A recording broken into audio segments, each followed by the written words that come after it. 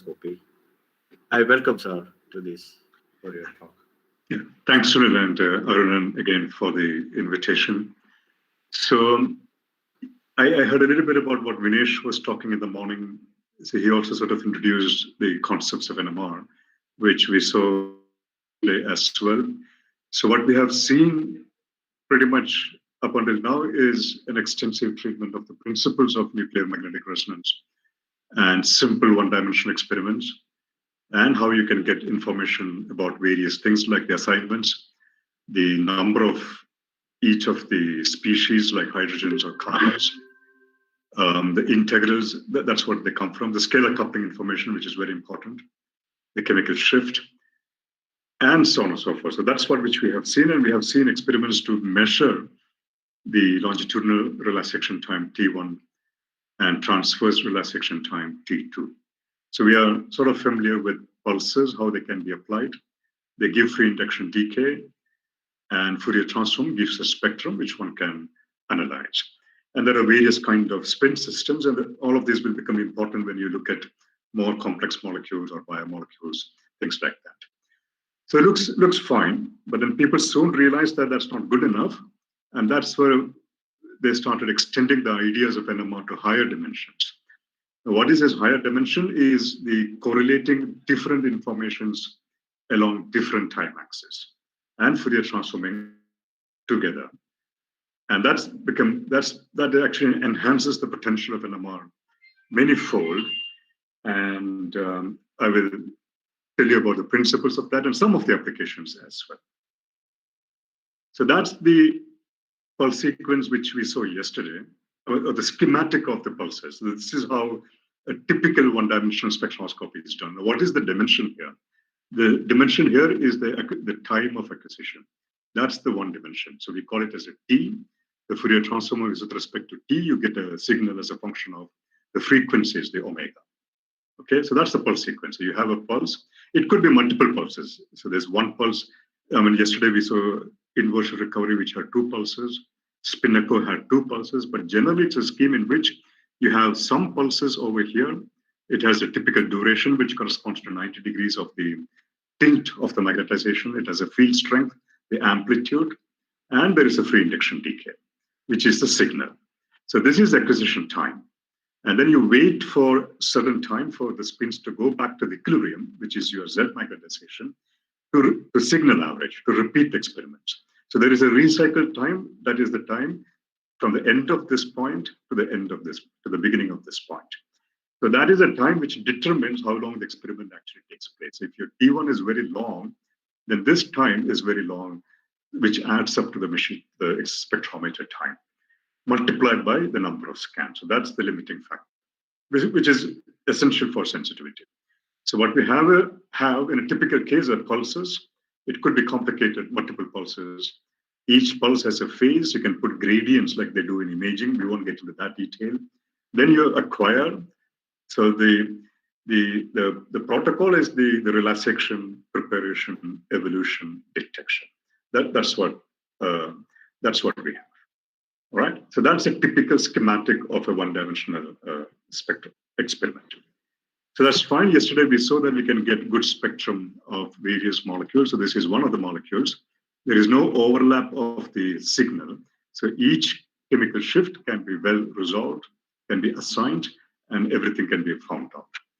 Now that's not the case for most of the molecules. So now if you look at a slightly larger molecule, a peptide or a protein, you have a large number. There's plenty of information here, but you have no idea as to what is what. Where are the CH3s? Where are the CH2s? Everything is buried under a large number of these peaks. So there is no way you can assign these peaks, the resonance assignments, and to build up a structure. So there is a massive overlap in this case, and that complicates the analysis of a regular one-dimensional spectrum. So how do you avoid this, and how do I get information?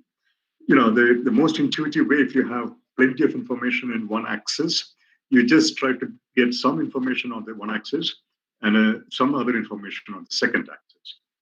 And that is what precisely the NMR people also do. You spread out the information in various dimensions. And what are the dimensions here? The dimensions are, again, the time axis. So you have to introduce one more time axis into the NMR pulse sequence, not just the acquisition time, but something else. And how do we do that? And what's the consequence is something which we will see as we go on. So that's the reason to not to rely on the 1D alone, to go to the higher dimensions.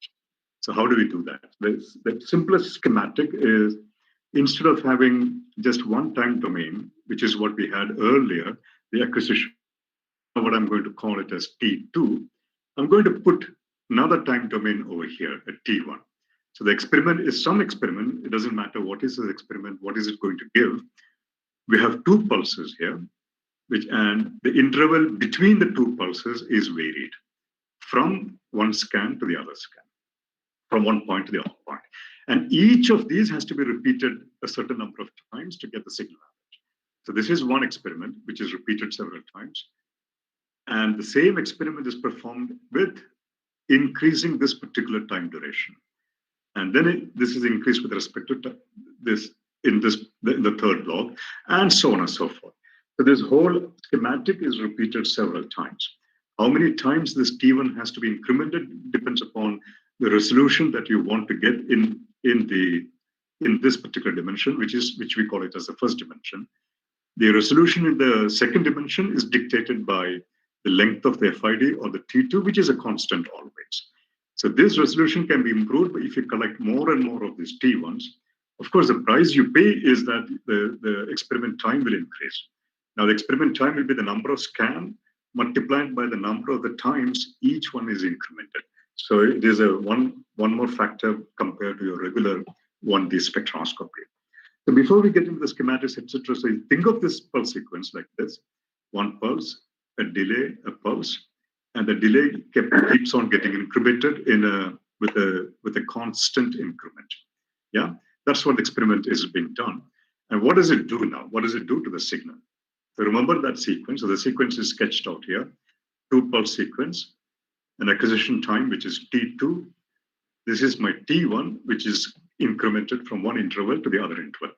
So if the T1 is 0, it's like a regular 1D experiment. There is nothing else. So you get a maximum signal over here. And once the T1 has a finite value, the signal actually dephases.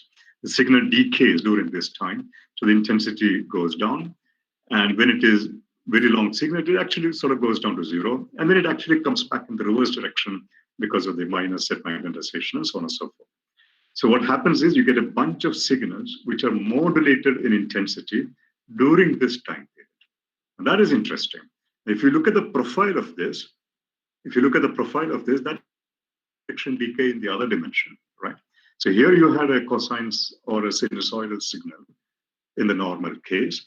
And if I look at the signal over here, the response of the signal, the intensity of the peak also follows a co-sinusoidal variation as a function of this increasing T1, which means I'm actually getting a free induction decay in this time domain as well, just like I got in the T2 also, which means I can Fourier transform here, I can Fourier transform here. For those people who are familiar with Fourier transform, you can also perform the Fourier transform as a function of two time domain. You get a signal as a function of two frequencies. Now, what are those frequencies with respect to NMR is something which we need to figure out. But what suffices at the moment is to understand that the peak intensity will modulate at a frequency. So what is the frequency of modulation during this time domain? That depends upon what is the interaction which is present there. And you can have an interaction of your choice, actually, but normally speaking, it will be the chemical shift and or the coupling constant. So I can actually tune in and get a desired interaction to control the spin evolution. And that's the spectrum that I will get. So the spectrum need not be the same in both the domains. And that's the whole interesting part of the 2D. I can Fourier transform this indirect time domain. So we call this as a direct time domain. And this is the indirect time domain. You record the response of this by looking at over here. So the Fourier transform gives me a spectrum. And the spectrum will have a low resolution compared to what you normally got in the 1D, because the number of points here is small. It's much less than the number of points in the direct domain. So the number of FIDs depend upon the number is dictated by the number of data points, which is governing the resolution in the T1 domain. But because each one of them is an independent experiment, if you have a large number of T1 points, which is ideal, you actually end up spending a lot of machine time to collect the data. So you have to strike a compromise at some point. So the 1D NMR takes about a few minutes, the 2D takes about a few hours. And you can extend this technique to 3D, 4-dimensional, 5 dimensions, and so on and so forth. They will take days and months, actually. But that's the response I get. So that's the free induction decay profile, and the Fourier transform gives me the spectrum, which could be the same as which could be different also. And we will see examples of both of them and what that tells us. But before we get into the physical meaning of what it tells us, let's just try to understand how the spectrum looked like in 2 dimensions. So in 1 dimension, we know that it looks like a series of resonances. So how does it look like in the 2 dimensions? So the first step, I have to Fourier transform each of the FIDs with respect to the T1. So this is the raw data. So you can see that the raw data, whether you look at it this way or this way, this is like a time domain data, a cosinusoidal variation. So that the T1 is over here, the T2 is over here, and both of them have the free induction decay. I can Fourier transform it with respect to the T1, and then I can Fourier transform with respect to T2, or I can take a direct Fourier transform with respect to both T1 and T2. This is what I get. So this is just a Fourier transform with respect to T2. So one of them is Fourier transform, the other one is not. So the Fourier transform, the spectrum is modulated. So if I go along this dimension, it will be still a time domain. And then I Fourier transform with respect to both of them, both T1 and T2. I actually get peaks like this. So these are the resonances. So you can see that there is an omega-1 or a nu-1, a nu-2, and I get 4. So this is, consider a 2-spin system, an AX spin system. Normally you get 2 resonance, right? If you have an AX spin system, I get 1 resonance for A, 1 resonance for X, and that's what I have shown here. So this diagonal one, so there is a diagonal here and there is an off diagonal. So the diagonal peak is your regular 1-dimensional spectrum, which is not interesting. I mean, that you could have got without doing the 2D. But what is interesting are these cross peak. They need not come always, but if they come in, that's interesting. Now, why is it interesting? We have to see. But this is the regular 1D spectrum. And then I have the cross peak, and this cross peak can come if these 2 spins have a coupling. If these 2 spins have a coupling by a scalar coupling, or even dipole coupling, the cross peaks can come. And the cross peaks can actually tell you the strength of the interactions and how they are connected in space, how they're oriented in space. And that's one of the most useful information NMR actually gives. That's the principle of the 2-dimensional spectroscopy. And the peaks regularly are plotted, should come like because they have an intensity, right? So they actually come in a 3-dimensional pattern. So that's how they look like. But what we do is to, the way we represent this kind of a spectrum is by taking the contours. The contours have a volume, and that's how a typical 2-dimensional spectrum looks like. So I have the diagonal peak over here, which is the regular 1D spectrum, and then I have some interesting cross peaks. In this particular case, they are connected by the scalar couplings. And now we will see what that means and how one can interpret these things. So let's try to exemplify this approach by taking, you go back to your good old sample, the ethyl alcohol. And the ethyl alcohol, as you know, has a CH3 peak. The water is shifted here. So this is the water, and this is the CH2. So the 1D spectrum is good enough, but this 1D spectrum doesn't tell me exactly which one is coupled to which one. I mean, as a chemist, most of you would know which is coupled, but if it is an unknown molecule, you don't know that. And the 1D spectrum doesn't tell you the coupling in a big way. If I do a 2D spectrum, this is what I get. Now, how is this experiment done is, again, something which we will see later. But if I do a 2-dimensional spectroscopy of this molecule, I get a diagonal peak in which I get the CH3s, the OH, the CH2, and then I get these cross peaks. So what are these cross peaks? So this particular cross peak tells me that the CH3 over here is coupled to CH2. There is a coupling, and the intensity and those kind of patterns would tell me what is the order of coupling as well. And this tells me that the CH2 and the OH are coupled. And this tells me that the CH3 and the OH are coupled. But you don't have a cross peak between this guy and this one. And that's interesting thing. So the cross peaks exist only if there's a coupling. So you can walk, you walk along the diagonal. So you walk over here, you hit here, And then you see whether there is something coming here. There is nothing, so if there is something coming here, that is coupled. That's the whole point. So I have a peak here, so this and this are coupled. I have a peak here, so this and this are coupled. Then I walk here, I find this and this are coupled. I walk here, and this and this are coupled. So that's how you build up connectivities, you build up the spatial structure and the whole three-dimensional structure of a molecule. And that's one of the most powerful things. For ethyl alcohol, of course, we know everything, and even a 1D does the job. But this spectrum should tell you what is the advantage of this if you go to the higher molecules. You can actually walk along the diagonal and pick up all the coupled partners and even find out the strength of it. So now I need to tell you a little bit about the physics of how these things work out. I won't go into the nitty-gritty details, but let's just try to understand what causes these modulations, how the cross peaks come in, and subsequent to that, the meaning of it. So let's take a pulse sequence which we talked about yesterday, which is a spin-echo pulse sequence. The spin-echo pulse sequence on, let's say this is a two-spin system, AX. So one of them could be a proton, one of them could be a carbon, both of them could be the same thing. So in this particular case, I'm taking it a heteronuclear case. Heteronuclear means both of them are different nuclear spins. So for the sake of argument, let's say that A is proton and X is carbon. And you can only, so like Vinesh probably mentioned in the morning today, I mean, you can pulse in various channels, but eventually the detection is only on one of them. So in this case, from the schematic, A is observed, that is proton in our case. So we have a pulse sequence, and there is no pulse on the carbon actually in this case. So what does this experiment do in a 1D case? There is a tau detection. It refocuses the chemical shift. This is what we talked yesterday. It refocuses the chemical shift, the radio frequency, and the magnetic field inhomogeneities. That's a spin echo, and you get back the entire T2s very well. And how does it work? Again, just to recapitulate, yesterday we did it for one spin. Now we have two spinners, the proton and the carbon. So I have the proton and the carbon along the x-axis after you apply the 90 wipers. So to begin with, they are along the z-axis, but I'm only looking at the evolution in the xy plane, which starts at this particular point. So here, the magnetization is along the x-axis, and then they start to persist. And they persist at different frequencies because one is carbon, one is proton, and they have different chemical environments. So they persist with different frequencies. So the red vector, the red corresponds to the proton, the blue corresponds to the carbon.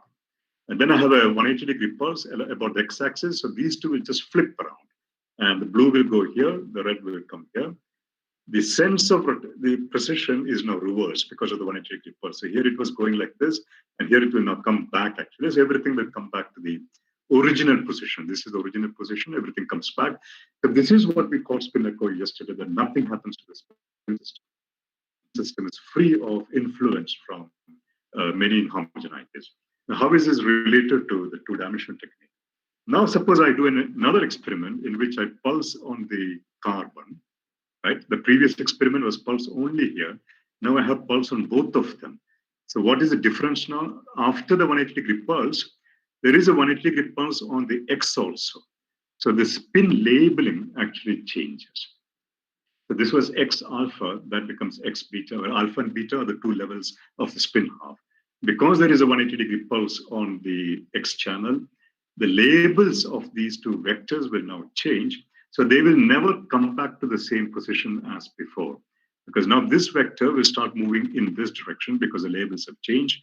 This guy will go back over here. So they actually will not refocus, but they pick up a phase factor. They pick up a phase factor, and you can calculate it. I mean, it's a function of the scalar coupling between these two spins. It turns out that the phi at this particular time point is 4 pi scalar coupling times tau. Tau is this time, the duration. So that is the phase factor. Now, how is that phase factor important is clear, is sketched out here. So I do an experiment, the same experiment as we did previously. That's a 90-degree pulse on the carbon now, and 180-degree pulse on both the channels, and I'm looking at the carbon. So what happens to the spectrum as a function of the tau? When the tau is 0, again, nothing happens. It's just like a 90-degree pulse. So you get a spectrum of carbon with no problem. if I make the tau 1 divided by 8 of the scalar coupling, and you go back and look at the phase difference is this. And I fix the tau at 1/8 of j, which means the phi will be 2 pi, right? 360 degrees. So that's the whole thing. So there is a relative phase factor which is picked up between these two nuclear spins. So depending upon the value of the tau, there is a phase factor. So each spectral resonance will acquire a phase factor. In this particular case, it is 45 degrees. Here it is 90. Here it is 135. And here it is 180 degrees. So it actually acquires a phase factor from 0 to 180 degrees. And that's the modulation which we are talking about in the 2D experiment. I haven't yet connected this with the 2D, but this is a phase modulation that you can induce in a sample by just doing a spin echo experiment and changing the tau as some definite fractions of the scalar coupling. So there is an effect of the echo modulation of the spectrum of the carbon-13 in this particular case. And how is that useful for us? So now you convert this whole experiment into a 2D experiment. So the tau, I am going to call it as T1 divided by 2, T1 divided by 2. So total, it becomes T1, and this is T2 now. So what the question is, what happens to the spectrum, the response, if I keep on incrementing the T1 as we saw in the schematic earlier? So that's what which we are going to do. And precisely the same thing happens as we talked about earlier. So the spectral response gets modulated as a function of the T1. If it is some nice number of corresponding to J, you will get exact 45, 90. Otherwise, you get 21 degrees or something. That doesn't matter. But you get a modulation. And then I can Fourier transform in both the domains. And that's the kind of a spectrum I will get. So the eventual two-dimensional spectrum is this. Now, what is the significance of this? Now, if you go back, okay, if you go look here, if you think a little bit about it, what are these two functional groups? And this functional group is actually CH3, and this is CH. So those are the two functional groups. You have to remember that n+1 splitting is the one which is coupled to, two proton will give rise to the three lines. So that's this coupling to the CH2 group, and the one which is coupled to H will give rise to 2. So this is coupled to the CH, and CH is coupled to the CH2, right? So you get a doublet and you get a triplet. And that's precisely the same thing which is coming over here. So there is a diagonal one, there's a diagonal peak, so that is not interesting. But what is interesting over here, if you think about it, one of the axes is chemical shift, the frequency axis. The other frequency axis is not chemical shift, it's scalar coupling. This would be completely impossible in a 1D because every dimension, the one dimension will have all the information. So now what we have done very cleverly by looking at these modulations is to separate out the two interactions, which we could not have done earlier on. And that's fantastic of NMR. You can selectively, disentangle the interaction. So I can get just the chemical shift and the scalar coupling. Now, where is it useful? For this, I can easily say that one of them is CH2, one of them is CH. That's very trivial. If I have, again, a complicated molecule with 10 CH3s and 10 CH2s, I don't know which is which because everything is a triplet and everything will fall on top of each other. But now it's position with respect to the chemical shift. So this is identically CH3 group, this is CH2, and so on and so forth.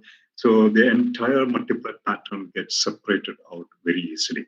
We'll see a demonstration of this in a real sample a bit later. So that's the principle of two-dimensional NMR spectroscopy and the usefulness of such an experiment.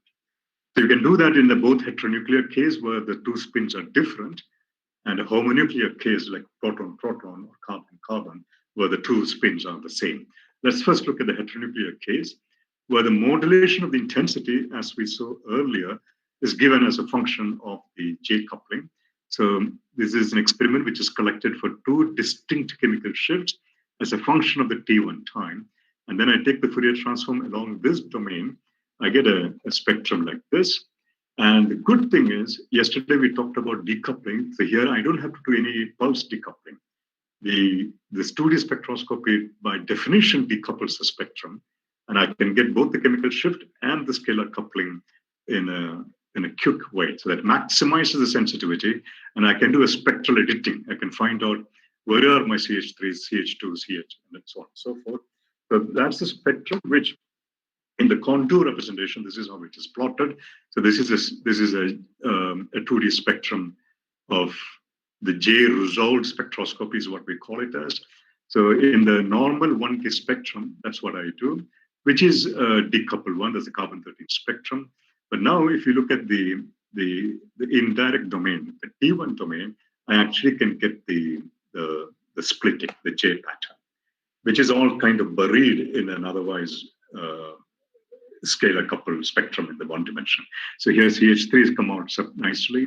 CH2s, I can actually get the scalar coupling. I can measure it very well here. I can measure the coupling here, but here there is no way I can measure it because it's all overlapping. So that is the other advantage of two-dimensional spectroscopy, where you separate out the information in various dimensions, and the more dimensions you have, the simpler it becomes. Of course, it will take more time if you have more dimensions. So that's the idea. So that's a schematic of one of the first and the simplest J-resolved spectroscopy. This is for homonuclear case, where I'm looking at the proton-proton couplings. The principle is the same as we saw previously for proton-carbon. So here it is correlating the proton chemical shift with the proton-proton scalar coupling constants. Again, it simplifies the spectrum. The experiment is exactly the same. There's only one channel here because there's only one nuclear spin that we're looking at. So this is again, so this is what you would get if you have a fully coupled proton spectrum in the 1D.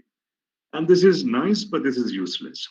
There are plenty of peaks. That's the whole problem. So I don't know the chemical shift. I don't know which is a quartet, which is a triplet. I have no idea. But now I correlate a decoupled one. So this is a decoupled one. There is no J coupling then. J coupling is gone. But now I correlate it with the J coupling in a J-resolved spectroscopy. So in the indirect domain, if I look at, I have all the couplings come back. Although the couplings are gone here, every coupling is present here. And I know which coupling belongs to which of these species. So it's a fantastic way in which I can differentiate between, let's say, two close doublet here. Like this cannot be distinguished in a 1D, but I can now do it in a, so which is which. So these are this is one doublet, this is one doublet, and a doublet of a doublet like this one, for instance. So the assignment becomes easier, the scalar coupling constant elucidation becomes easier, the structure becomes much more compact and intact. That's a schematic of a homonuclear. Again, it's the same example. If you have a spectrum like this, it's difficult to assign in a 1D way. And then I separate out the information, the chemical shift over here, and the scalar coupling over here. So the green ones come at the same vertical line. All the reds come in the same vertical one. The yellows come. So there is no mixing of this. So here I don't know whether the partner of this is this or this. That's very difficult to make out. But here there is absolutely no ambiguity. It's just clear-cut differentiation. Just as another example of a molecule like this, it again correlates the proton chemical shift with the scalar coupling constant, beautifully resolved, and a nice spectrum over here as well. The schematic in general. So in the beginning of the talk, we saw the schematic of a 1D, and the 2D also has a schematic, which is more complicated perhaps. So first you have to prepare the spins. This is by applying a 90-degree pulse, and that's my T1 evolution. So that's the evolution period.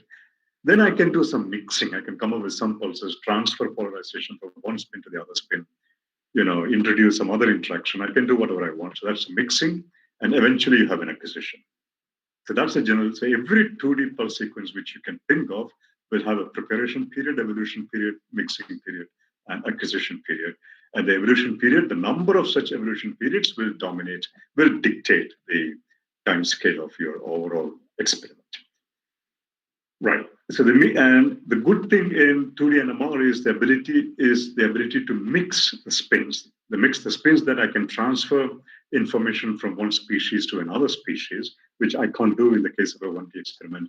And this can be done by some techniques which we will talk a bit later, called the nuclear Overhauser effect spectroscopy or correlated spectroscopy. And I will explain a little bit on that later on. So that's in a nutshell the schematic of these sequences. So let's first talk about an experiment called the COSY, which is the correlated spectroscopy. So this was perhaps the very first two-dimensional technique experiment which came from the group of Jean Chenet and Richard Ernst.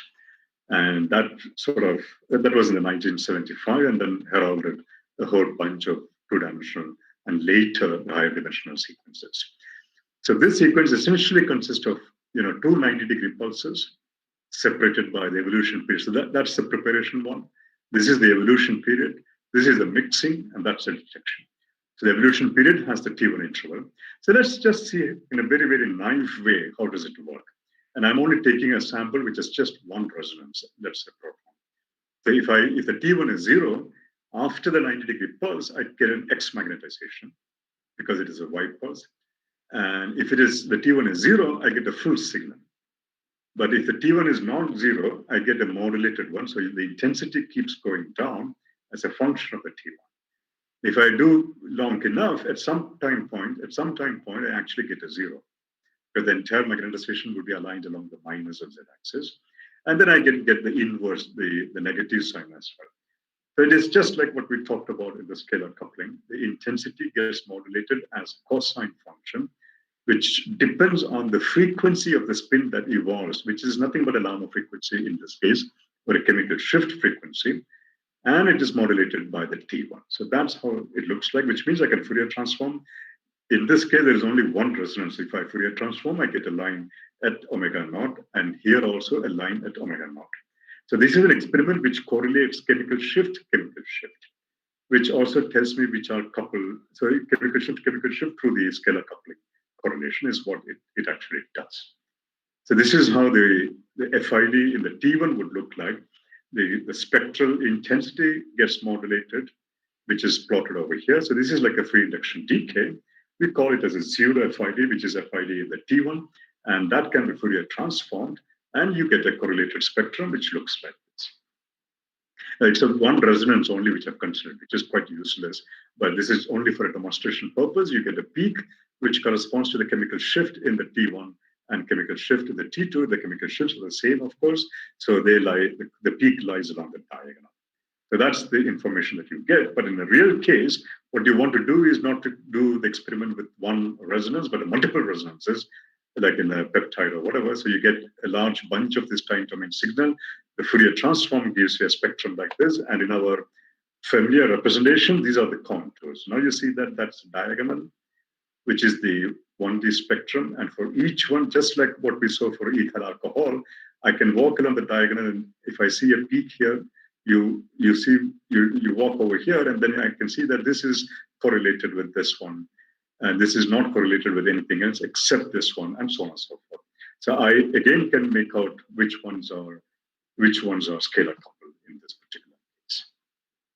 So that's the 2D protocol. It's a stack. It's a collection of several 1D spectra as a function of the T1s. And each 1D is different from the next by a small change in the evolution. That small change, the value of that will dictate the spectral window that you can collect in the T1 domain. The number of T1 will decide the resolution of the spectrum in the T1. So that's how the 2D spectra are collected, and that's a schematic again of two spins, two protons, let's say some distance apart. This is the 1D spectrum, which is equivalent to this one. And that's the cross peak if there is a coupling between these two spins. If there is no coupling between the spins, there will be no cross peak, which is also a good information in some sense.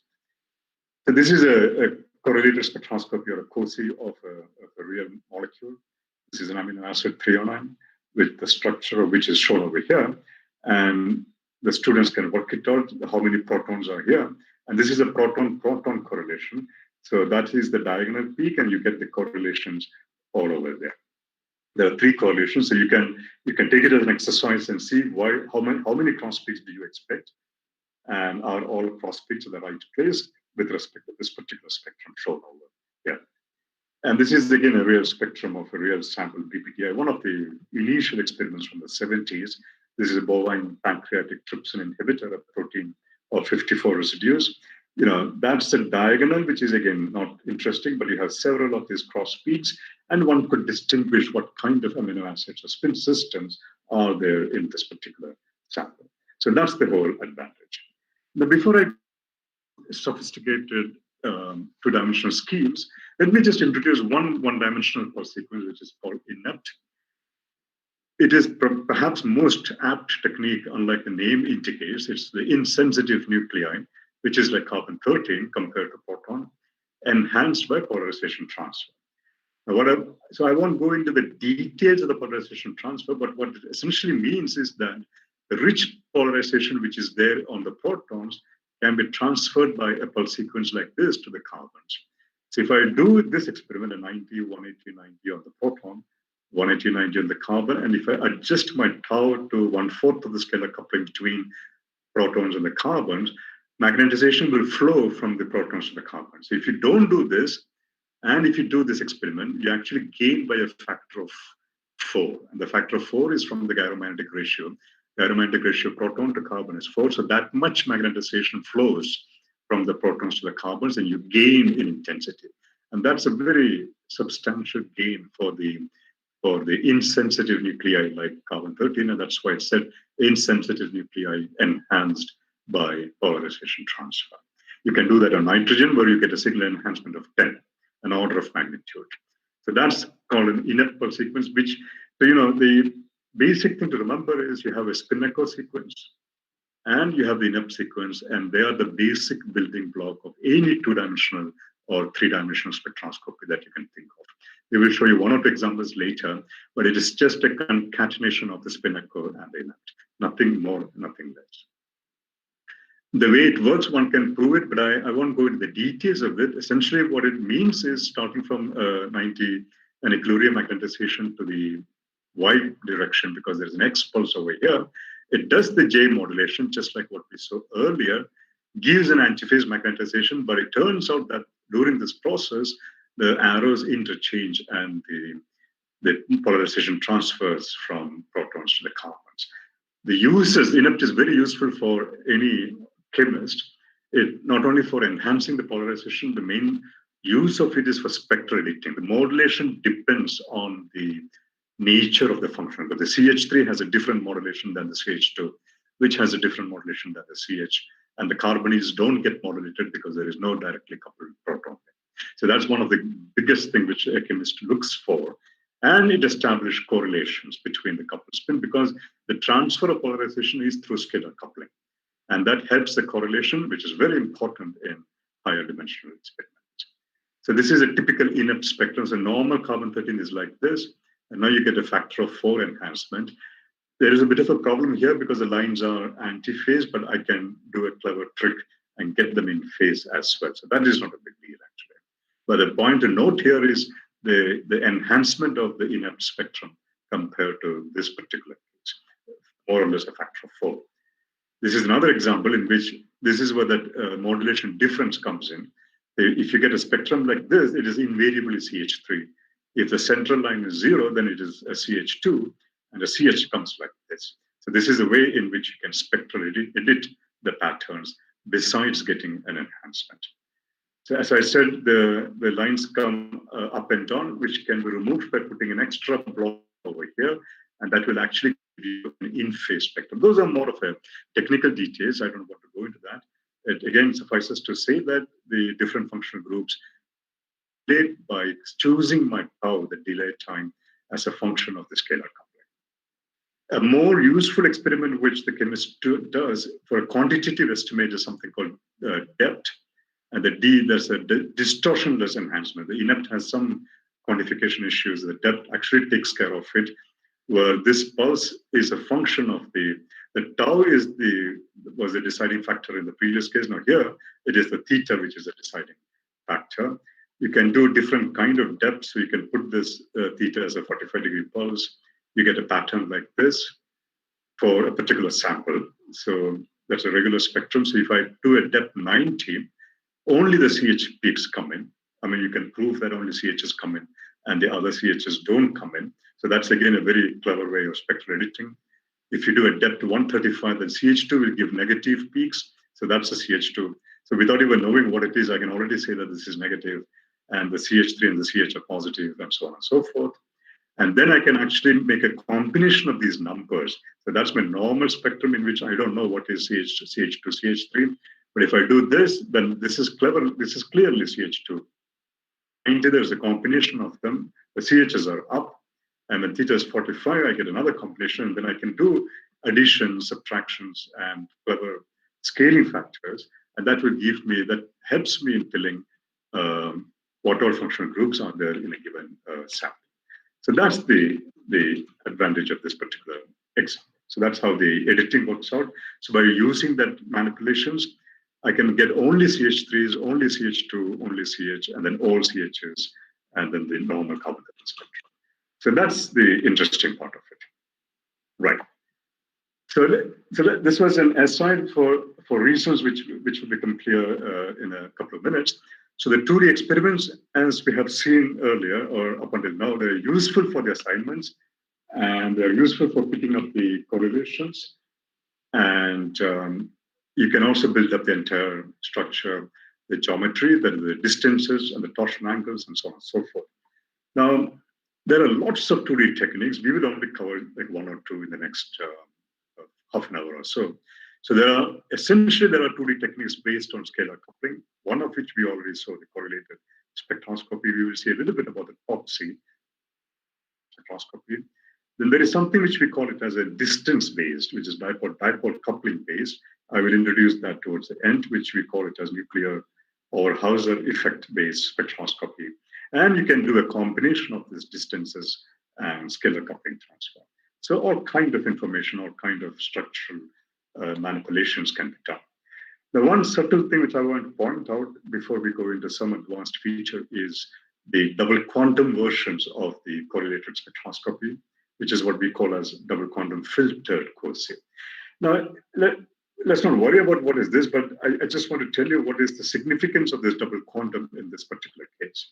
You know, normally when you are in the college or whatever, people tell you that you can't detect, multiple quanta. So if I have a two-spin system, that's the 4 energy levels I have. These are the single quantum transitions, so m equal to plus delta m. That's the change in the quantum numbers. So only one of them changes, so it's plus minus 1 over here. This is plus minus 1, this is plus minus 1, this is plus minus 1. But there are 2 other levels, so this is plus minus 2, and this is 0. There is no change in the quantum number from here to here.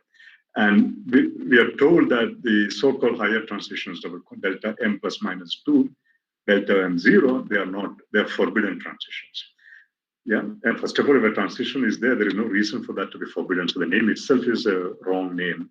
And there is nothing like any transition being forbidden. As long as, there is an interaction with a finite dipole moment value, the transition will take place. The probability will be very small. So that's exactly what happens. So if you look at the scalar coupling interaction or the dipole coupling interaction, there is a finite value for the dipole moment between these two. And similarly for this. So those higher order transitions do happen. There is nothing which prevents it. The only thing is the way we detect it is in the normal world, single quantum world. So you can only detect single quantum signal. So the evolution of the higher order transitions are normally done in the T1. And then you transfer them into observable single quantum transitions. Now, why do we go to such length to get these transitions, which are, of course, lower in intensity? The point is they contain more information and it's easy to assign. They have more higher resolution and geometry parameters. And that's the whole fun thing about this particular quantum of transitions. So that is, again, if you look at a 3-spin system, if you have 3-spin, you can actually create plus minus 3. So this is a triple quantum transition from alpha, alpha, alpha to beta, beta, beta, which is plus half, plus half, plus half in the spin eigenvalue to minus half, minus half, minus half. So all these things are possible with NMR by a clever manipulation of the pulses. So the pulse scheme which we do to excite this double quantum is 2 90-degree pulses. So this is a standard COSY sequence. I just add one more pulse over here, and during that pulse, during the delay between these 2 pulses, I create double quantum coherence. So why is it important? There are many applications. So let me just look at one of them. So if you do a normal COSY experiment, and that's my diagonal peak, and you have a bunch of cross peak, which is excellent. Now, I also have huge singlet here, water peak, for instance, or solvent peak. Now, they are not coupled to anything, so they will just come in the diagonal. And because it is water or other solvent, the intensity will be terribly high. So that's why it is a big circle over here. So this can actually mask the other interesting one. So I would like to remove these peaks, which are totally uninteresting in this case, because there is no correlation. So I don't want them at all in my spectrum. Now, because there is no correlation, they are not coupled to anything in the sense that they don't give a double quantum peak or they don't give a triple quantum. So if I do a double quantum COSY, those actually disappear here. So they disappear. Now, sometimes it may happen that I also don't want this guy. There's two peaks because I am more happy to look at the higher peaks. So then I do a triple quantum filtered one. So if you have two peaks, it cannot create a triple quantum, so that also goes. So this gives a way for me to sort of simplify the spectrum and get more information actually in complicated spectrum systems.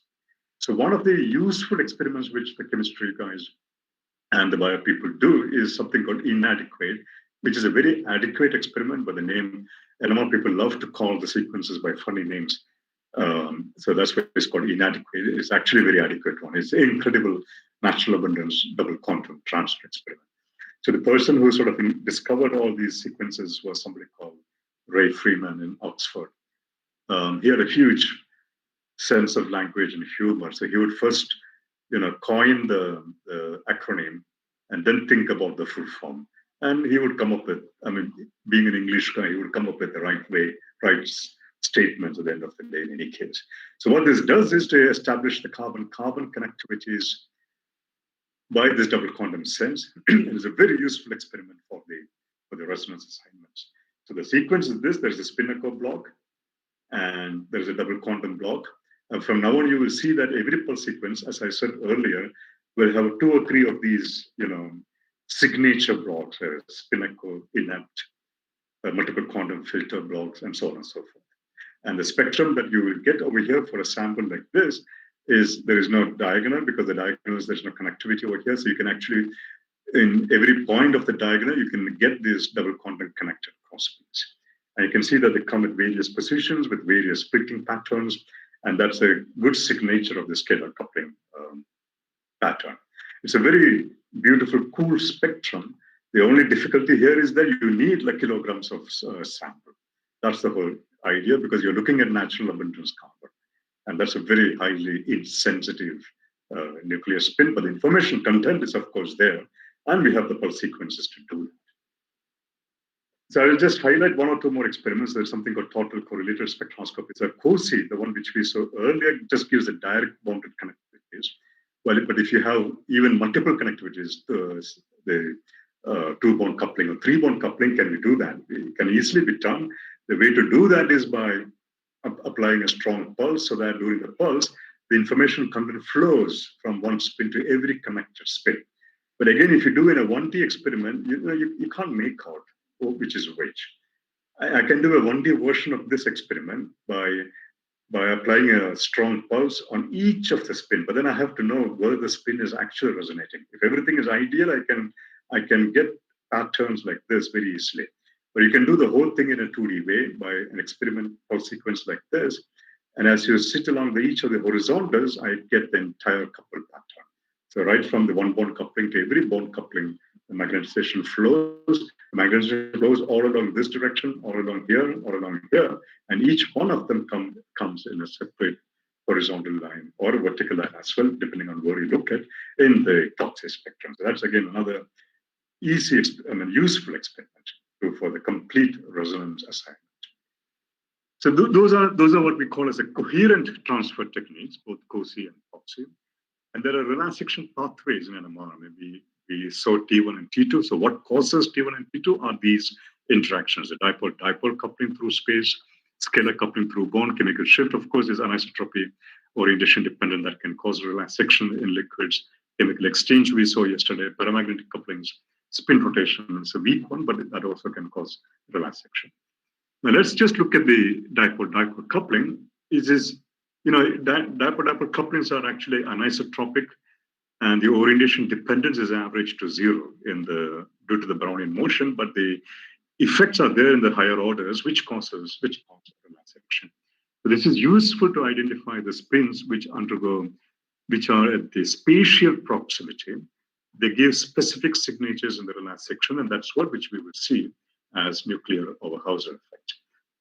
So consider 2 of these proton spins which are close enough. Now, how close is close enough, we have to see. So what is NOE, nuclear Overhauser effect? So that as a definition, if I have two spin, what is the change in the intensity of an NMR resonance? So I minus I naught divided by I naught normalized when the transitions of another spin are perturbed. So I have an I spin, which is coupled, dipole coupled to S spin. I do something on the S spin. I saturate it, I invert it, and I look at what happens to the intensity difference. That difference is designated as nuclear Overhauser effect, and that is proportional to the distance. And that's the power of the distance. So that's the whole beauty of it. So you remember this formula, and there are certain technical aspects of it as this NOE. The differences are also proportional to the kind of frequencies which the molecular system has, which tells you something about the dynamics. But let's not go into that detail. What I want to show more of it is what is good enough, what is close enough, what is large enough. The nuclear Overhauser says that you can get these kind of intensity enhancements. I haven't shown you the distance dependence yet. I'll come to that. But the magnetization transfer occurs if the two protons are roughly of the order of, there's 5 to 8 angstroms. That's something of the ballpark order. You get a strong transfer. So you do a two-dimensional experiment, you get a strong contour if the distances are about 2 to 3 angstrom. So, you can't get a quantitative distance from here. You can say that whether it is in the ballpark regime of 2 to 3 angstrom, 3 to 5, 5 to 8. And the beauty is you can collect several such qualitative constraints. And statistically speaking, if you have a large number of such constraints, the averaging becomes much better. If you have a medium-sized peak, you get a distance of about 3.5 angstrom.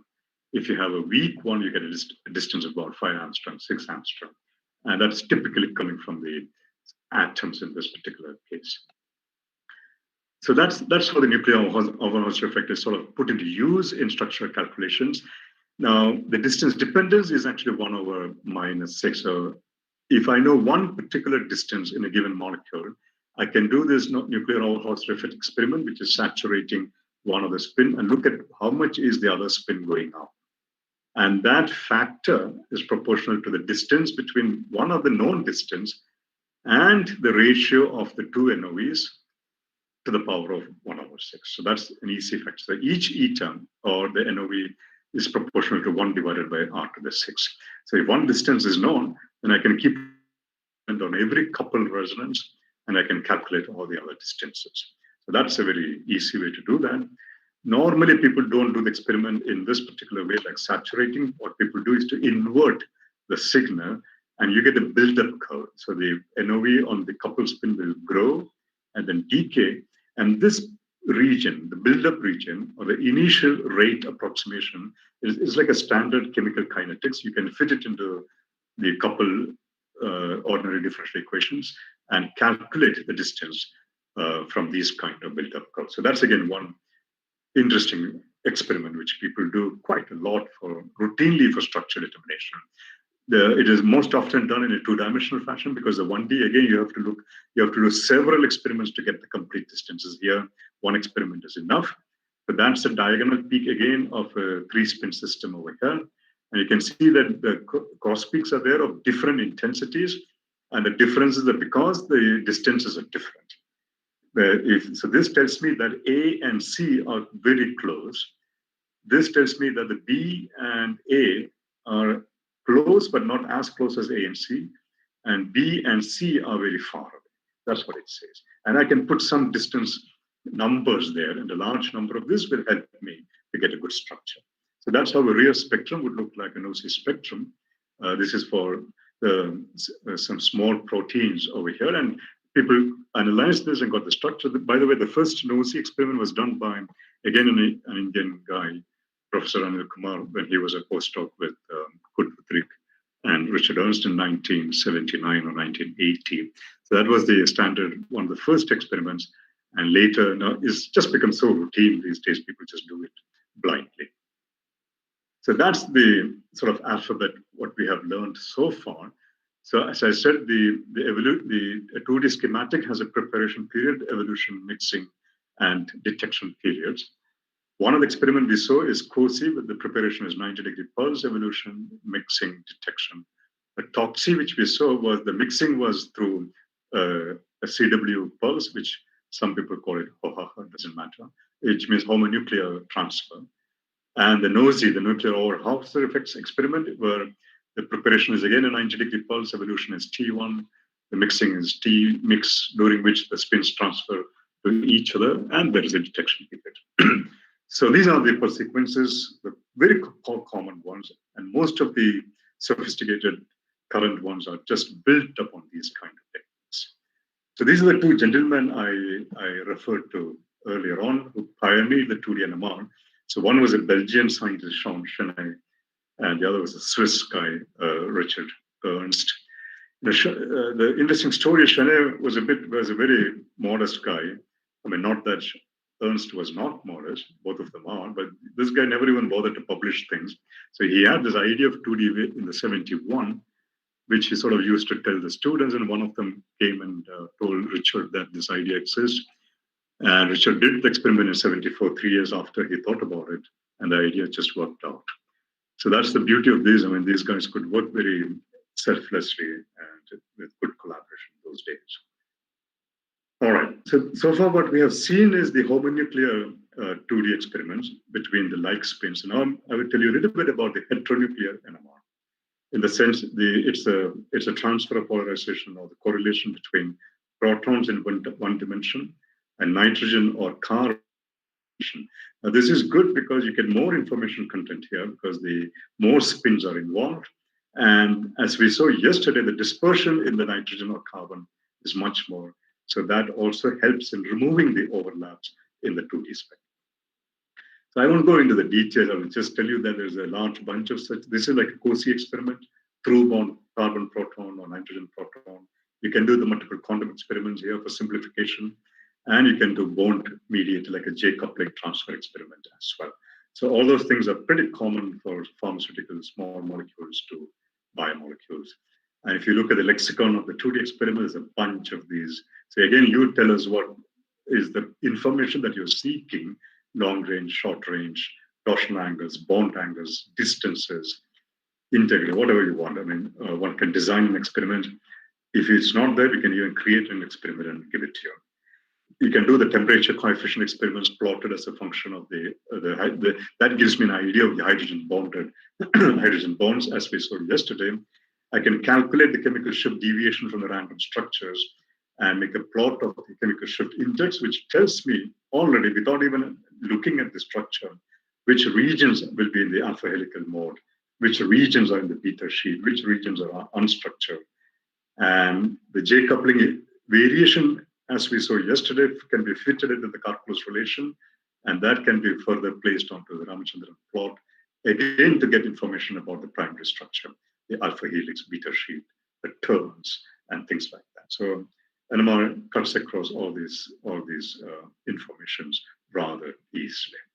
Now the question is, how can we just boost up the structure determination to even larger proteins? So one way, there are many ways to do that. There are sample techniques to do that by labeling the sample, selectively labeling the sample, and so on and so forth. So that's something which I'm not going to talk about. I will just concentrate on the NMR ways to improve it, which is, so one of them is by looking at this, the two-dimensional spectroscopy and involving the nitrogen 15 and the carbon 13, where you can use a large range of scalar couplings to effect the coherence transfer and come up with new techniques based upon these J couplings and the distances to improve the quality of the 2 dimensions and further boost up the sensitivity and resolution. So, you can think of any number of correlations. You can start from a proton in a protein. You can start from a proton, nitrogen, transfer to nitrogen, transfer to the C alpha of the residues, or COCA or C beta CA, all kinds of things, and everything gets. So here is plotted the flow of the magnetization in all these experiments. So pretty much the entire secondary and tertiary structure can be mapped out. And the methods don't just stop at the 2 dimensions. You can do 3 dimensions. So if you have more and more complicated systems, you map out, you spread out information onto the 3rd domain. So some information you can map out onto the 3rd domain. So you get a high resolution in all the domains. So if the 2D can get crowded, you make it into 3D. If the 3D gets crowded, make it into 4D. Of course, the time scales will go up in terms of the experiment, but you can do it. So this is a schematic of a 3D. It's just an enhanced 2D. There are 2 evolution period and 2 mixing period, 1 preparation, 1 detection. The measurement time is the data size. So if I collect 256 points, the T1, 512 points, the T2, and let's say I have 4 scans, or here it is 1 scan. There's a 4 scans, a relaxation delay of 1 second. So the basic time is 1 into 4, and then I have 512 T2 and 256 T1. That gives me 7 days. So one experiment will take 7 days, but information is there. So it's up to you to figure out what you want. So depending upon that, you may have to go to higher dimensions or sophisticated schemes. So this is roughly a schematic of the molecular weight of proteins, which can be looked at by various dimensionality experiments. So 2D NMR, you can go up to about 20 kilodalton. With the 3D NMR, with 2D is about 10 to 15, 3D is about 20 kilodalton. 4D can go to about 30 kilodalton, which is about 300 residues. If you do the 4D NMR and there's some deuteration, which I will come to a bit later, you can boost it up to 60 kilodalton. So higher dimensional data is certainly required with an increase in the molecular weight. So for those of you interested in reading up some of these in the past 20 years, so these are classic papers which have really pushed the limit of the structural determination of with the NMR spectroscopy. And again, the basic idea here is using the T2 relaxation of the various nuclear spins, not just one proton, but even the proton coupled to the C alpha, proton coupled to the nitrogen, and a range of the scalar coupling constants in the protein sample, unlike a standard organic molecule.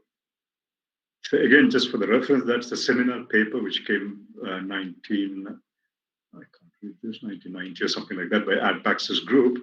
That's the first triple resonance experiment, applying pulses on proton, carbons, and the nitrogens. And that's a standard sequence. I won't go into any detail here. What you should note here is that there is a provision to apply the pulses on proton, on nitrogen, and on carbon, on 2 different kinds of carbon, the C alpha carbons, where adjusting the frequency of the pulses, and then I can also excite the carbonyls separately, right? But if you look closely at the pulse, each one of them is just a spin echo or an INEPT thing. There's nothing more than that. You transfer the polarization from proton to nitrogen, evolve it in the presence of the carbon, and go back to the proton to detect on the proton. The reason to detect on the proton is because of the higher sensitivity of the proton. Otherwise, all the manipulations are done on the nitrogens and the carbons. And that's how a typical 3D spectrum looked like, just like the 2D. Here there are strips, and it becomes like a cube. A 3D becomes like a planar plot, and here this looks like a cubic plot. Now, the last maybe like 10 minutes or so, I will spend some time as to some of the recent techniques to extend the application to larger and larger molecules. I will not go into the details, but just give you an idea. So the problem here is, so this is what the technique, if I have a 10 kilodalton protein, which is roughly the tumbling time of about 5 nanoseconds or something, that's where, you can look at these kinds of techniques. But the line width, if you start looking at the line width of the proton carbon, they increase quite substantially as you increase the size of the molecules. That's because the T2, the transverse relaxation time, goes down as the tumbling time increases. So this is pretty good. This is okay. But if you want to look at these kind of systems, the line widths are 30 hertz, 40 hertz, 50 hertz.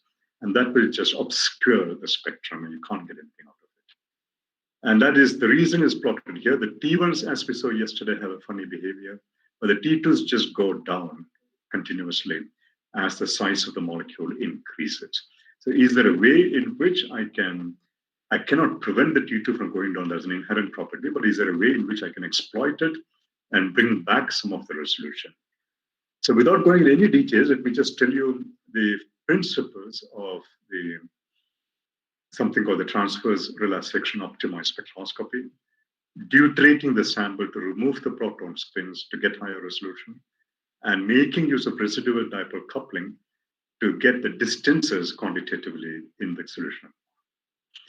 So this is a technique, the transverse relaxation optimized spectroscopy, which helped people to go from 50 kilodaltons to even like 800 kilodalton, which is a huge jump in the size of the molecules. So how is it done? So let's take a very simple case, a simple two-spin system. This is the conventional COSY kind of experiment. In the heteronuclear case, we call it HSQC. So we have the nitrogens in one axis and protons in the other axis. If you do the experiment, you get a correlation between the nitrogens and the protons. That is one peak. If you don't decouple, it's a two. Each spin will give rise to two lines, right? So you get the two-line spectrum. You get the diagonals. You get the cross peaks over here.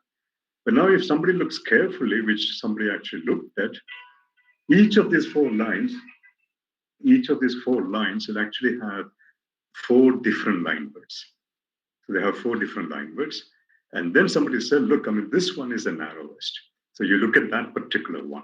And there are ways to do that. I mean, NMR, we can always come up with very smart ways to do all these kinds of things. So let's not even worry about why this comes about. This comes about because of the destructive interference of certain relaxation mechanisms. But that actually gave birth to a class of experiments called transverse relaxation optimized spectroscopy. And let me just show you the result without the equations and details. So that's a spectrum of a molecule which is about 45 kilodalton, about 500 residues or something of that order. If you do a normal HSQC or COSY, that's the spectrum you get. The severe overlapping broadening. And now you do this TOCSY experiment, you can see that everything has become extremely narrow. And you can actually assign all these resonances and the structure can be built up. So that's the beauty of this experiment. This has really pushed the limit of the application. And Kurt Wuthrich actually got the Nobel Prize soon after he published these kind of results. So what it enables us is, if there is no TOCSY, the line widths are of this order, which is about 400 to 700 hertz. The moment you come up with this technique, everything collapses into sub 50 hertz. And that's just fantastic. I mean, even for something like 1,200 kilodalton, which is a massive amount of protein, not massive size protein. So that's one thing which people have done. The other thing is, we are often told that in solution, all the dipole couplings are zero because the anisotropic couplings under Brownian motion, they tumble fast enough. So anisotropy goes to zero and only the isotropic peaks survive. Now that is true. Now the question is, can I actually get back some of those couplings so that I can measure long-range information? Because the NOE constraints, the NOE, as we saw earlier, only gives me information of about 2 angstrom to 6 to 8 angstroms. It's a short range. But if I have long range, I can modify my structure even better. And is that something which we can look at, especially for large molecules? In this particular case, the short range structure is fine, but the long range structure, there's a considerable flapping around, or flopping around going on there. So can I make these parts coherent? Can I make those parts rigid? Is the question which people started asking in the 2000s. If you want to do that, you have to bring back some of the couplings that you lost with the Brownian motion. So how can you bring back the couplings? So going to zero is fine because that actually gives you high resolution, but you don't want every coupling to zero. So you want the right amount of the coupling so that you can measure certain long-range distances. Now you can actually put the proteins in a single crystal. This is not good because you bring back all the couplings, and which are huge. So then you just get one broad line. There's nothing. So that is not a good idea. Isotopic tumbling is not a good idea because there is no coupling at all. So that's also not a good idea. So what is the best idea? So orient the molecules in the right medium. And there are such a right medium called the oriented filamentous phages, lipid bilayers, cellulose crystallites, etc. You orient the protein in such a medium, and that gives the right amount of the couplings in the spectrum. So that's a spectrum, a COSY spectrum of a molecule which is decoupled in both dimensions. You don't see the scalar splitting, but now there is no decoupling, so I can see the scalar coupling. So that's a scalar coupling. The dipole couplings are still not there. And now I do a partially oriented molecule. Now this 92 hertz became 106. So the residual coupling is 14 hertz. So if I know the coupling and if I know the assignments, then I know the long range distance. Long range distance is actually 14 hertz in this particular case. So I can refine the structure on top of what we did before by making use of these residual couplings. This is another example of a protein in a bicell environment. Of course, the bicells, micelles are very sensitive to temperature of the phase transitions. You have to be careful about them. By right temperatures, you can tune the RBCs by either the temperature or by adjusting the liquid crystal mixture. So this gentleman, Jim Prestegard, was one of the guys who pioneered this work in the 2000s. So it actually gives you orientation information, which is even important because it actually tells me how the molecules look like or how the molecules are oriented at biomolecule, the amino acids. And these are, again, long edge distances. And the consequence of this is without the residual dipole couplings. And the moment I put the residual dipole couplings, the structure becomes very compact. And that's so here the structure is sort of a wavy structure because there was no order here, the long range order. So you just could not fix these edges, but now I can fix it. The structure looks much more compact actually. So this is another example of without the residual dipole couplings, and this is with the couplings, in which again dramatic improvement is visible over here.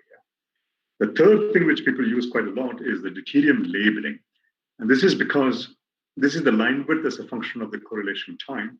If the carbons are coupled to the protons, and the protons, as you know, are highly high abundance, high gyromantic ratio, so they introduce a shorter relaxation effect, which decreases the T2 of the carbon-13, and that is not a good idea. So you replace the hydrogens as much as possible, except the amide, the NHs, because they are important to estimate the hydrogen bonding and the backbone structures. If I replace the 1Hs by the deuterium, the NHT2 is decreased by a factor of 2, and the dipole and the line widths actually increase dramatically over here. The line widths decrease dramatically, and that's the whole idea behind deuterating big proteins. And this is another example. So if you don't have the deuteration, if you have all the protons, that's how a nitrogen proton spectrum would look like, broad lines. The moment I have the deuterium labeling, the spectrum looks much narrower. You can assign all the peaks and build up the information. So this is a spectrum of a 30 kilodalton, which is sufficiently large protein of some enzyme from the E. coli system. This is another example from another peptide. It's a complex of a protein peptide complex of about 200 residues. This is without deuterium. You can see the many lines that actually are not present, and the ones which they're broadened out actually, and the other ones are also broad lines. And the moment you do the deuterium labeling, you get a sufficiently sharp spectral response to assign peaks. So that's quite remarkable in that sense. And this is now the consequence. Of course, it decreases. You're actually sacrificing a large number of protons. So if you label the proton with the deuterium, it severely decreases the density and distribution of the observable 1Hs, which are also required, on the other hand, for NOEs and protein structures. So you need a combination of all these techniques to get into a structure of a complex or a complicated large size molecule. So what people also do is to reintroduce back some of the distance constraints. They do a methyl labeling of leucine, isoleucine, valine in a fully deuterated protein, and use only them to calculate the distance constraints and refine the backbone and the side chain. So that techniques are also being developed by people quite a lot. So that's in a summary of whatever I have stated so far. So we have, the hardware development of the magnets, right from practically 30 megahertz to these days to 1 gigahertz to 1.2 gigahertz. Something with the cryoprobes, which maybe in the morning was mentioned, where the coil is actually, the preamp and the coil is actually cooled down to about 7, which means that the sample is not cool. So this means that the noise actually goes down.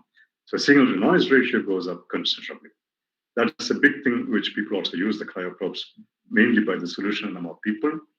Then you can do the higher dimensional techniques. You can come up with these kind of fancy experiments like COSY, deuterium labeling, residual dipolar couplings, and all these have helped quite a lot in extending the structures of molecules that can be looked at with NMR from about a couple of kilodaltons to now hundreds of kilodaltons. And people are still investing quite a lot in many of these techniques and many of these pulse sequences as well to study these interesting molecules. So the study of NMR, the research which is going on in NMR, there are twofold, of course. One is on the methodology, on the concept itself, and the other is on the applications. And the applications, as I showed you yesterday, it's not just biomolecular. I mean, don't think that NMR is just useful for biomolecules and proteins. I mean, all of us keep romanticizing about the proteins, but that's not the only one. There are many other interesting materials. In fact, the entire range of relevant and interesting materials come in the solid state, and the NMR is very useful to get the structures and the dynamics if they're there, connectivities like the zeolites, glasses, polymers, catalytic materials, clay and whatnot. Plenty of such things as well where NMR is useful, and people are investing quite a lot in working in these areas. The other area which is quite useful, which is also coming up these days, is the transfer of polarization from other sources to the nuclear spins.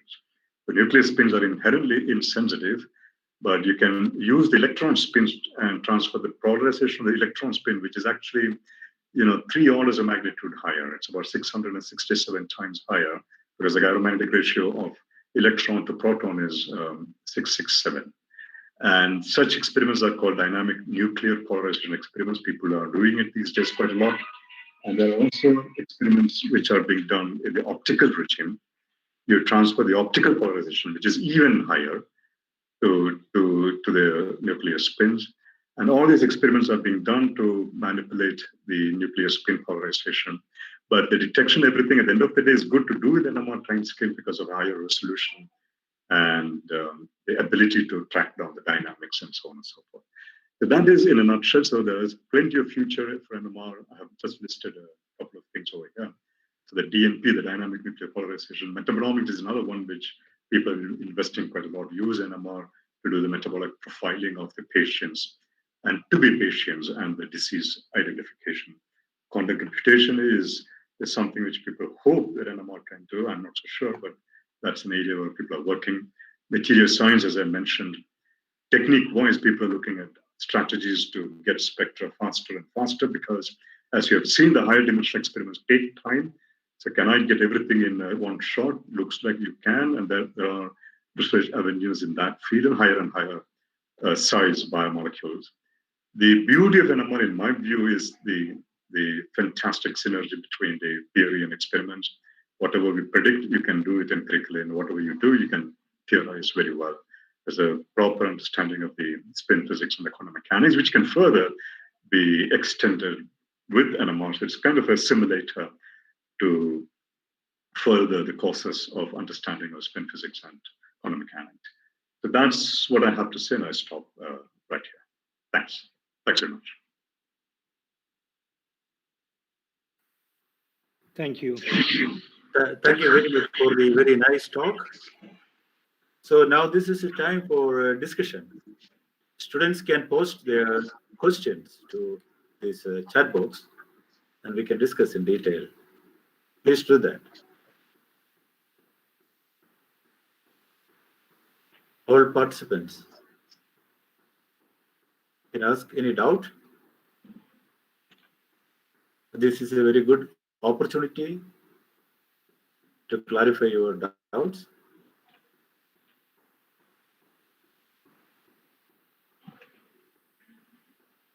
They seem to have understood everything, is it? I think so. Which is nice, actually. And yeah, that should be a matter of pride for me. If somebody says they want to see they want me to send the assigned PowerPoint, I can send it to Sunil.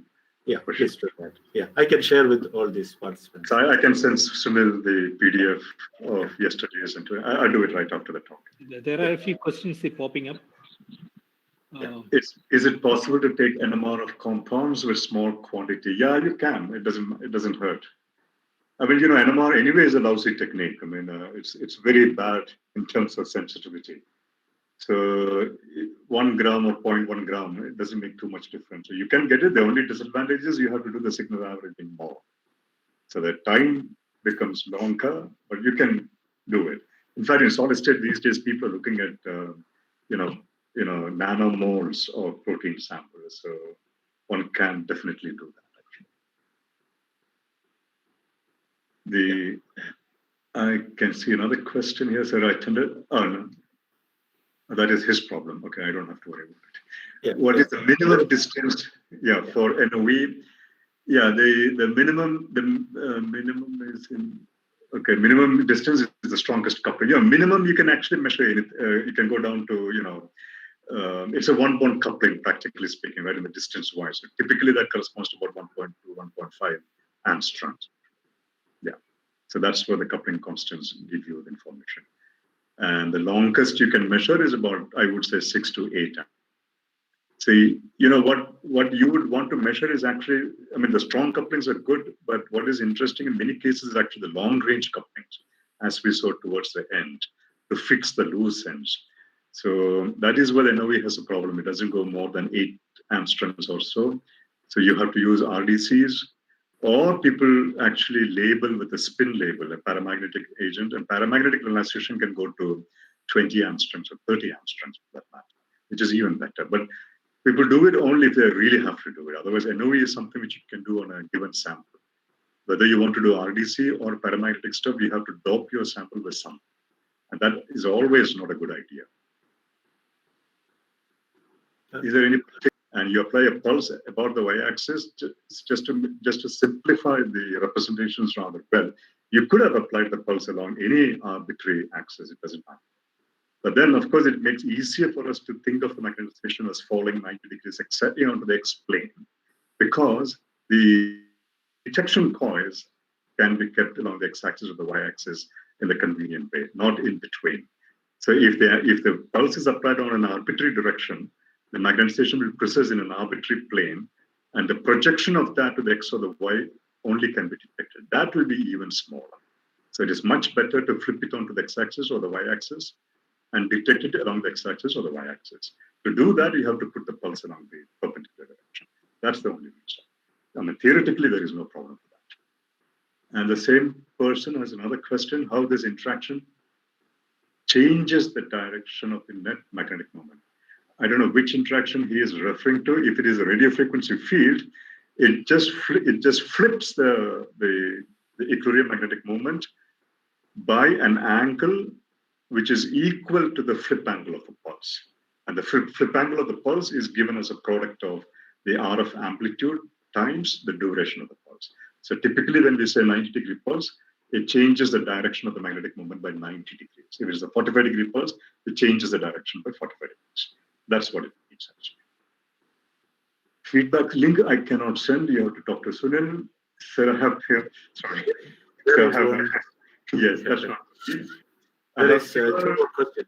Yeah. Yes, I have pure molecules isolated with quantities 7 to 10 milligram only. Is it possible to take? Yeah, you can do that. As I said, as a response to the first question, it's good if you have more sample, but if you have only that much, what can we do? But you can still do that.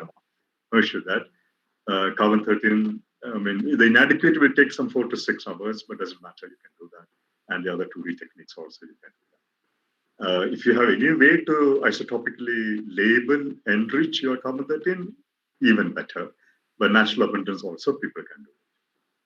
By the way, the TIFR does the service also. So we run the experiments for outside people. And it is, I think it's free of cost for the universities and other institutions. How does the molecular motion or rotation affects NOE? It affects NOE very much. So the molecular motion, I had a slide which you can see in the PDF where it says how it affects. So if the molecular motion actually can interfere with the distances, and if it happens to be at the right frequency of the dipole coupling, which is causing the NOE, then probably you will get nothing. So you should not have any destructive interferences.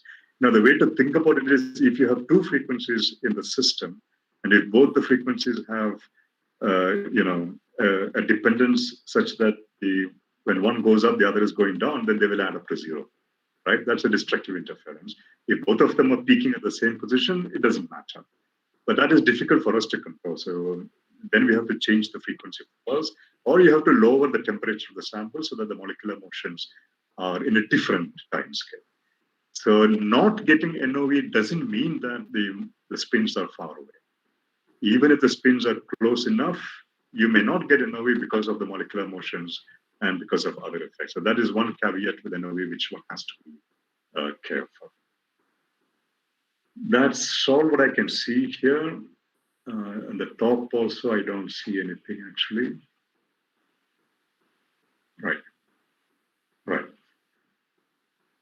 So if anybody is not satisfied with the answers or have more questions, please. We have 4 minutes. Yeah, please ask questions. So purely from a research point of view, Sunil also said to highlight that, and I think I did a little bit, not so much in terms of the slides, but liquid state, of course, there's plenty to do, as I said towards the end of my talk. The other research field, which is really at the crossroad right now, going higher and higher, is the solid state NMR actually,